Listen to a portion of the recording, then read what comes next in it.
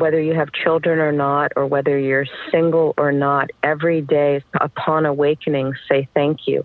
It doesn't matter what religion a person is waking up and before popping into the shower or grabbing a cup of coffee, simply saying thank you. And I have found that that simple gesture of saying thank you out loud, it sets the tone. Namaste. You're listening to the Sivana podcast. Join us on an exploration of Eastern spirituality, yoga philosophy, and conscious living for the new age. This podcast is a production of SivanaSpirit.com, where you can find a large selection of Om and yoga clothing, spiritual jewelry, and unique fair trade gifts from the Far East. Now here's your host, Ashton Szabo. Greetings, everyone. Welcome to the Sivana podcast. We've got a great show in store for today.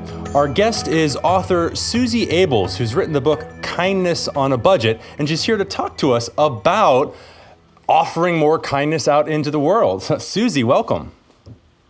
Thank you so much. It's such a pleasure and honor to be with you today. So can you tell us a little bit more about your background and the story behind writing your book?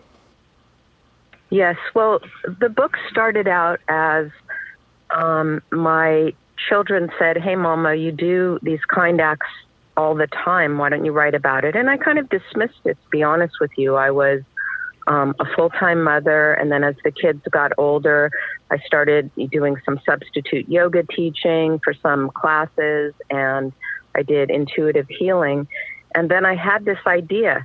There was this small parking lot near to where I live, and as you went through the bushes, there was a rock where you could see the view in the morning where I'd meditate.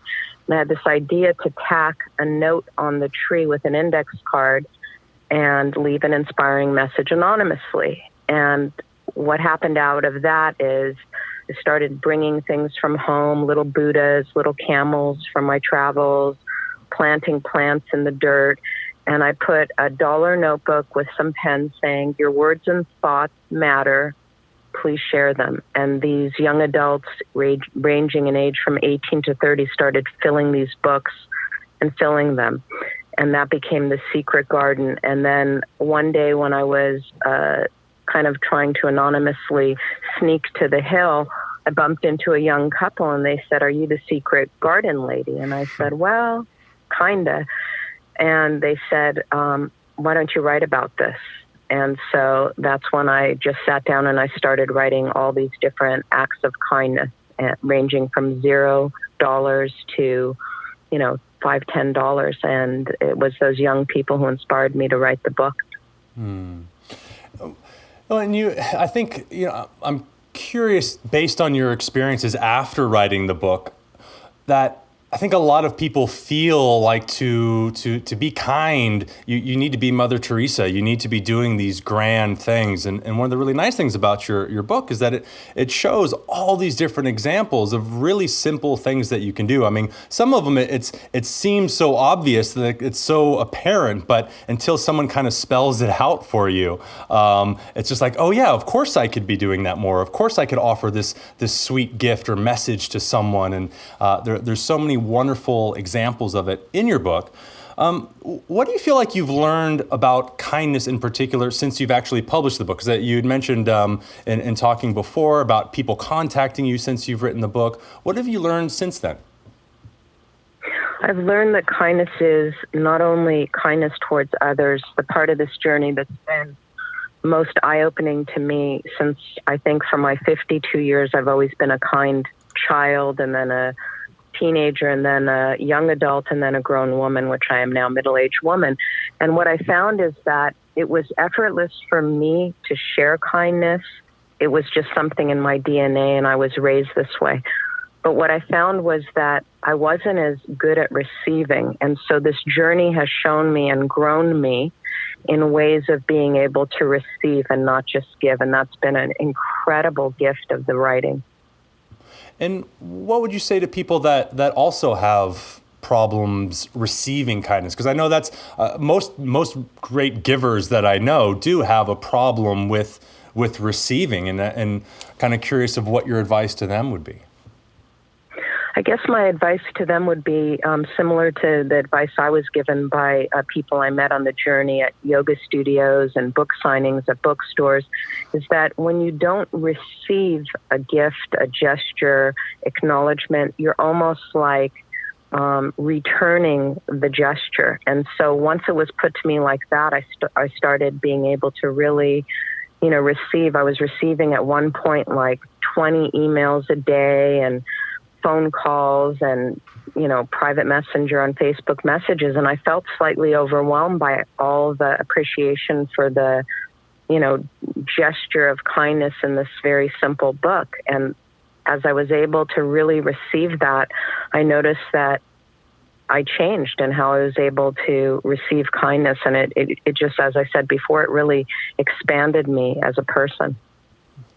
Well, I recognize that as well, of when you are willing to receive something. I mean, that is in and of itself, in its own way, a gift to the other person, because as you said, it's like that rejection of the gift. It's not allowing that person to then share their kindness. And if that's just getting turned around all the time, then that we don't want it to lead to people not actually sharing, because it's always getting turned around. So it helps, I think, a lot, as you said, just to kind of open you up to the possibilities in that giving. You'd mentioned that giving comes naturally to you. Do you think people are, because you kind of said that this is the way it's always been. Do you think people are born that way, or is it a product of their environment growing up? I think that there are two parts to that. I found in looking back at my 52 years on the planet that I was always the kid who would sit on the schoolyard and sit with the one kid who was eating with no one. And I don't believe I learned that in the house. I think that it could either be your basic DNA or it can be learned in the house. And when I was growing up and when my parents worked, I was raised by a 4'8" Cuban woman who had a slight hunchback, and spoke very poor English. And she was someone who showed in every gesture of who she was love and kindness. And I thought of her as a huge role model for me.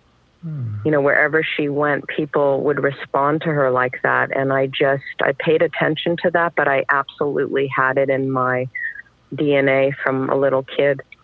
What would you suggest to people that don't feel that innate desire or drive to be kind, but recognize its value, its importance, and want to offer more kindness? What do you suggest that people can do to cultivate that? Well, I think it's an incredible question you ask, because it's one that I receive. I would say it's the majority of the questions I receive privately are about that. And I would say this: when you practice daily acts of kindness, like one act a day for 30 days, it's an immense gift to the giver and receiver alike. And what I have found that it lifts the vibrational frequency on our planet, one kind act at a time. And then I think the second part to that is people who write to me, well, we're ill, we have cancer, we don't have money, we've just gone through a divorce. And I say again to those people that when you're doing a gesture of kindness, whether it's, like I said in my book, something that costs nothing, assisting someone in the market, leaving, an index card of a note on someone who's in the neighborhood who you might view as grouchy or unhappy, it starts changing your way in which you approach each day. And that's what I receive mostly from letters from people who might be ill or not financially stable. And then the second part, being a parent, kids pay very, very close attention to not our words, but our actions. And so I have found that in having an almost 25-year-old son, a 22-year-old daughter, and a 17-year-old son, that those kids of mine are incredibly kind. And I think that maybe perhaps they weren't born that way, but it was shown to them from a young age. So I think for parents of young children and even, teenage children, that instead of doing punishments, perhaps a tool might be to, instead of taking away your iPhone, what's one thing you could do today for another person? So service to others in a kind gesture. I think I found to be more impactful when I speak to kids who are in junior high, high school, even elementary school. Show through your actions versus using punishment. That's been very effective in the people I work with. Well, and there's definitely research out there that shows the benefit of positive reinforcement than the negative kind of reinforcement. I think what sometimes gets lost in that translation is that positive reinforcement doesn't mean, you're enabling things. It doesn't mean you don't set boundaries. It just means the way that you approach it is in that positive manner. Kind of said, like, how can you turn around the situation to yoke out the positive side of it instead of focusing on the negative? And I know it's something that I emphasize with my own daughter of like, okay, well, here, this is something that like we're trying to say is not an acceptable thing to do. But if you just focus on the negative, it feeds that negative. And you can actually see that response in the child, both in their own body language, but also in how they then repeat the same action because you're just feeding that action, whether it's positive or negative. But learning how to make something more positive out of it definitely has that effect where then it creates that cycle of positivity instead of back to the negativity all the time. I couldn't agree more. And another thing that I found is my book has been out for 15 months, and there was a kindness day. So once a year they celebrate kindness, but it's only for a day. But Lady Gaga, who's a singer, a well-known singer, she started doing 1 million acts of kindness.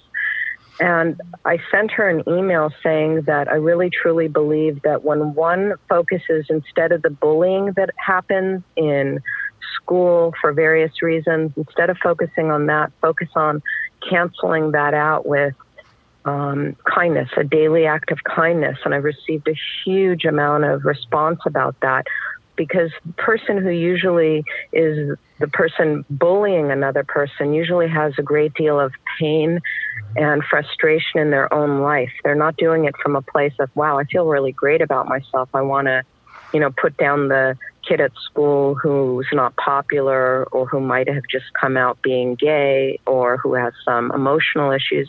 Daily acts of kindness, I firmly believe, is an antidote for bullying.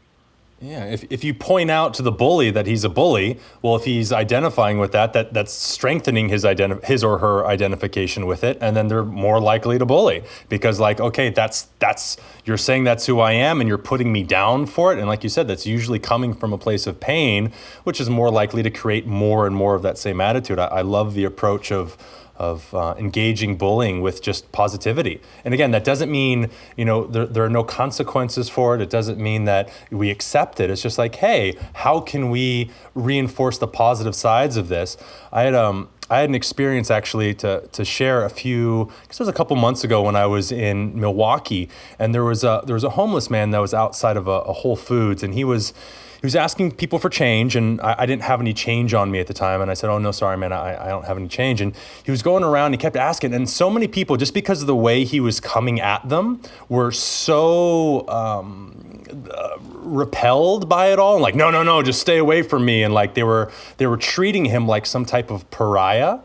And so finally I sat down and I just started talking with the guy. I'm like, hey man, like, how's your day? And he started, I could hear all of his anger and all of his upsetness. And I guess some of the people had complained that he was outside. And I'm like, you know what, hold on one second, because I didn't have any change. I went inside, I broke a bigger bill that I had. I asked him to break it up into some change. And I went outside, I'm like, hey man, this money is for you. Like, I don't care what you do with it, but I'm gonna ask as a favor to me if you would just smile at a few more people today. That's it. Like, you don't have to, but like as a favor to me, I would really appreciate that. And I saw a physical change in his entire being of like, wow, not only does this person care enough to give me some money, but they just kind of want me to be a little happier. And that's really nice. And like the way that he then responded and kind of melted was really, really inspiring. And when I came across your book, I thought of that guy of just like, wow, like if we could just engage people in that positive way, there really are big shifts and changes that can happen. So that's a perfect example, and that's a beautiful story. Thank you. It's a perfect example of what I talk about on my social media sites about for each kind act, it absolutely raises a vibratory frequency on the planet, one kind act at a time. And people write to me, what does that mean? It's exactly your story. So you start seeing a guy who's homeless in an upper scale market health food store, and people are judging him and being repelled by his perhaps anger or perhaps forthrightness. And then, boom, you come along, you offer him an idea. And so that would be total cost, whatever you gave him, total time, 5 minutes, total value, immeasurable. Perhaps you're the only person who took time in months to speak to this guy, and it might have changed his whole life. What do you think keeps or prevents people from being kind? Ego. Judgment. Some of the letters that I receive are about, well, when we see homeless people in Santa Monica, which is a very highly populated homeless area among middle to upper class area, we don't want to pass out money to someone who's going to buy alcohol. So those are the various stories.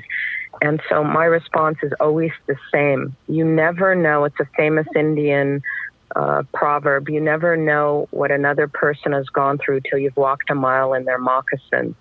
And so even when I come across someone who might be aggressive, like outside, we don't have a lot of homeless people in Irvine, California, but we do have people collecting outside the local pharmacies. And sometimes they are a little bit gruff and like, going to just walk by the box. And what I do is I don't donate the money into the box. I bring a food item, a drink, and I always keep a lot of index cards in my car, and I write some kind of private personal message for that person, and I leave it for them. And so it's about not judging the other person, but in being committed so much so to a daily act of kindness that you start to soften those judgments. That's what I've seen again and again with other people who have been following this practice.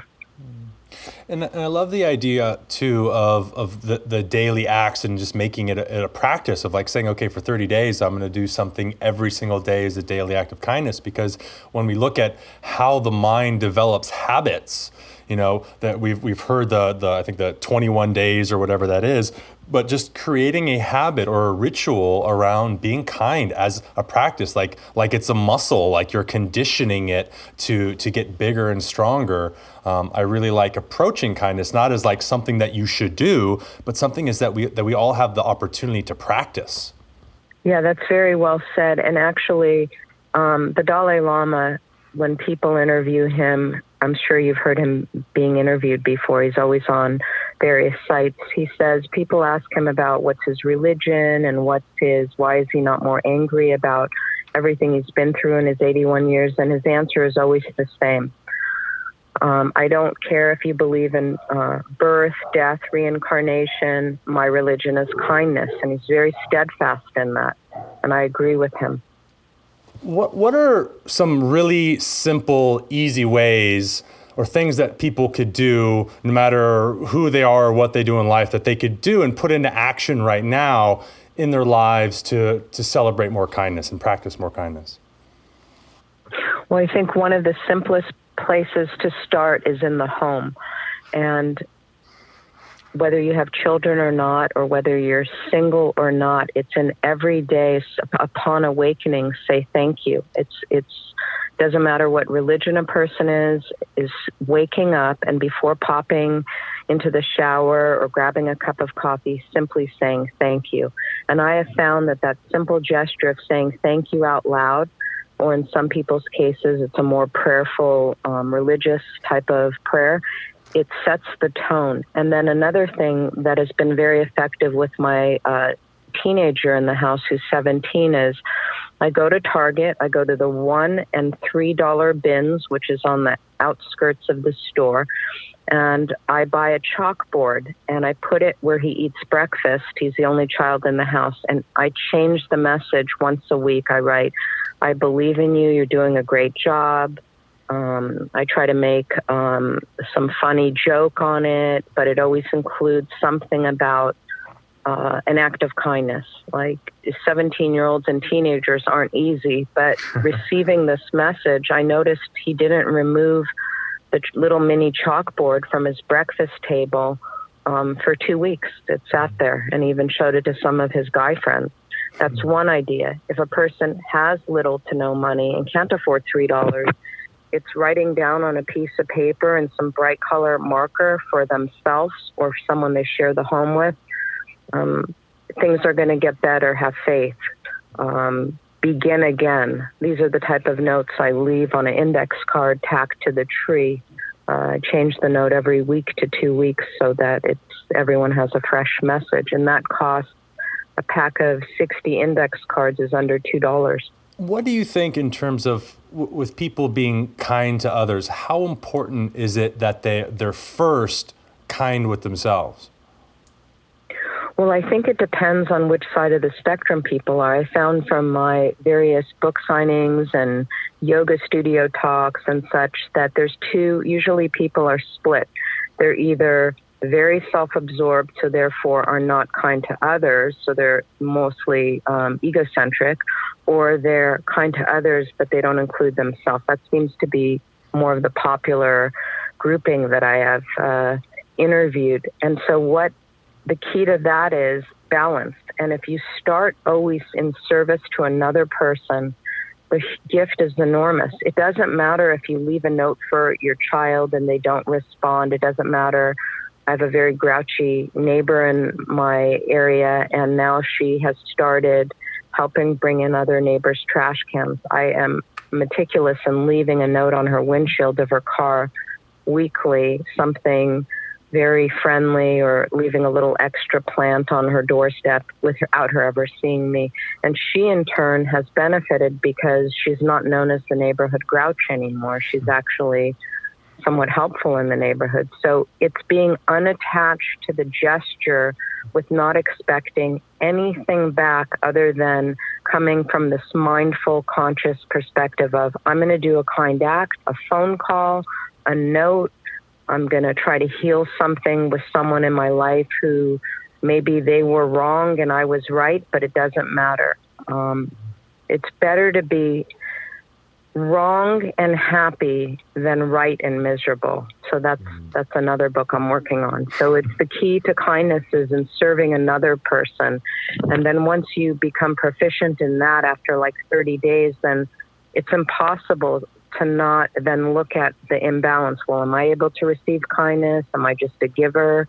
It comes up within the practice of that. Mm-hmm. Well, and I mean, what you're talking in one sense is also one of the principal teachings of the Bhagavad Gita of karma yoga, of you do an action and let go of the expectation of the outcome. You're doing the action for its own sake. So you're doing kindness not because you expect then people are going to be nice to you because you're being kind. Because that's something that I've actually seen often, of people being nice because they want people to like them. And if it's not reciprocated, they get really upset or hurt by the outcome. I'm like, well, I mean, if you're being nice just to be nice, then it doesn't really matter how they respond. And that still allows you the opportunity and the wonderful feelings of being kind to people. So I love making sure there's an emphasis on letting go of the outcome so that we don't get caught in that cycle of expectation or anything else.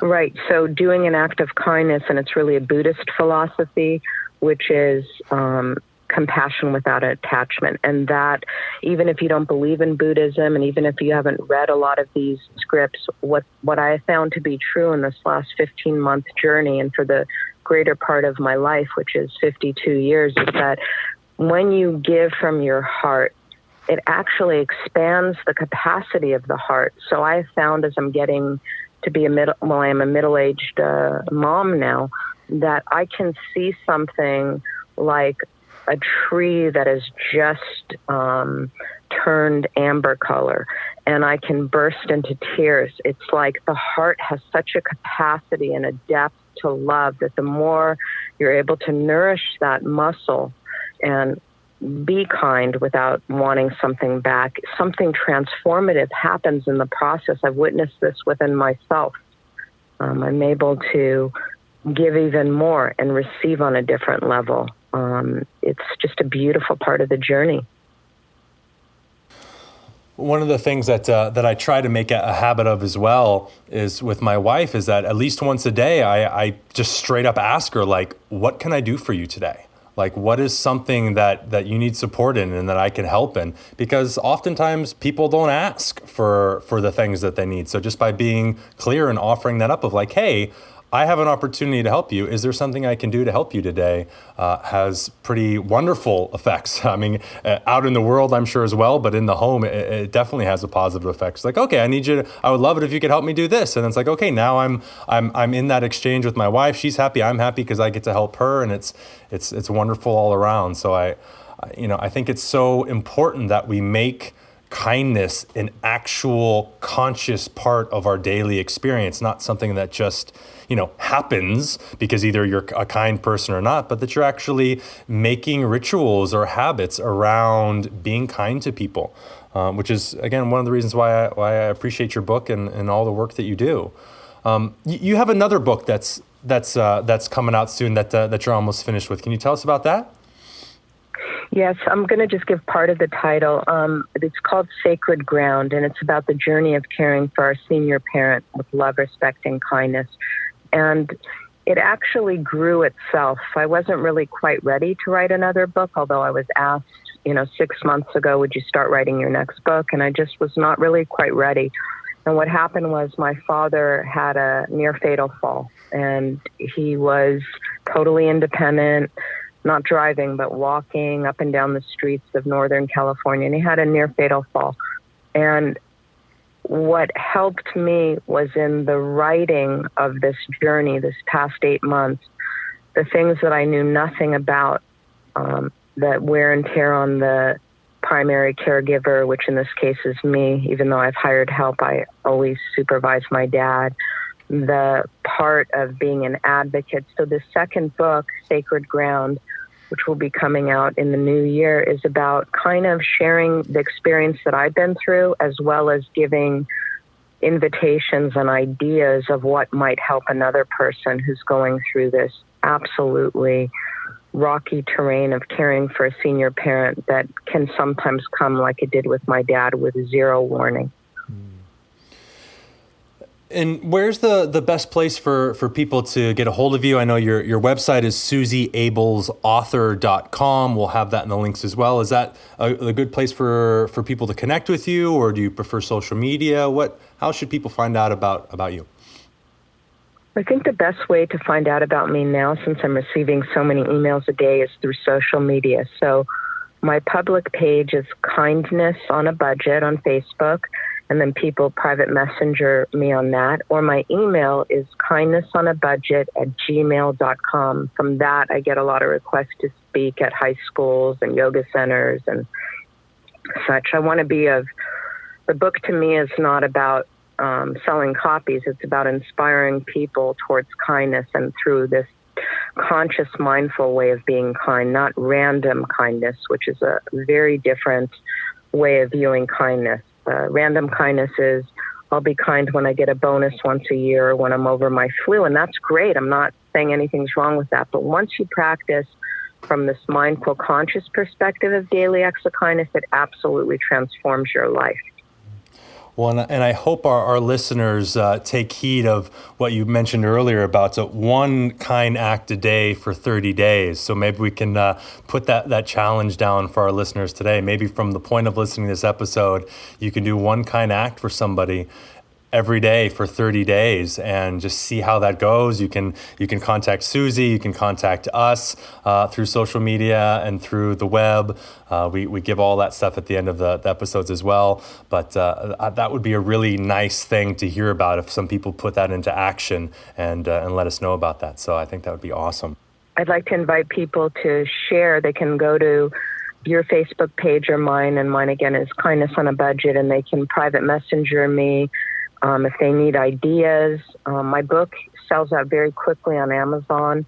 So the paperback book is on Amazon, Kindness on a Budget. The Kindle is always available, but it seems like the paperback sells out quickly.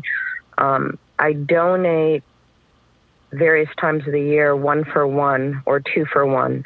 And I'm interested in sharing this message near and far. So that's my hope, that this inspires your listeners to feel like they can be a part of making a change. I mean, it doesn't just have to take a celebrity like Lady Gaga or Kathy Lee Gifford, who's a big supporter of my work, who's a talk show host in New York City. Everybody can take part in this. It's simple, and the book illustrates it in various forms that require no money. So if I could be of any help to anyone, please email me. Awesome. I love it. Thank you so much, Suzie. And thanks for all of our listeners for listening today. I hope you've learned a lot. I really hope you put kindness into action and into practice today after listening to our episode. Thank you all so much for listening. I hope you have a present moment. Namaste. Hey everybody, it's Ashton here with an announcement. We're starting a weekly contest giveaway over at Sivana Spirit. If you'd like to enter into the contest to win one of our weekly prizes, go to sivanaspirit.com/contest. If you enjoyed listening to the podcast today, we'd really appreciate it if you went over to iTunes, left us a review, leave us some comments, and share this podcast with anyone who you think might enjoy it. Also want to invite you to go check out Sivana East, which is the name of our blog and also the name of a Facebook group where I interact with guests and our audience. We'll post recent episodes up there as well as interesting articles relating to our guests and or the topics on the shows. And again, thank you so much for listening. Namaste. You've been listening to the Sivana podcast. To find out more about Sivana, go to SivanaSpirit.com or follow Sivana on Facebook at Facebook.com/Sivana Spirit. For daily inspiration, check out our blog at SivanaEast.com. Be sure to join us next week for a new episode, and thank you for listening to the Sivana podcast.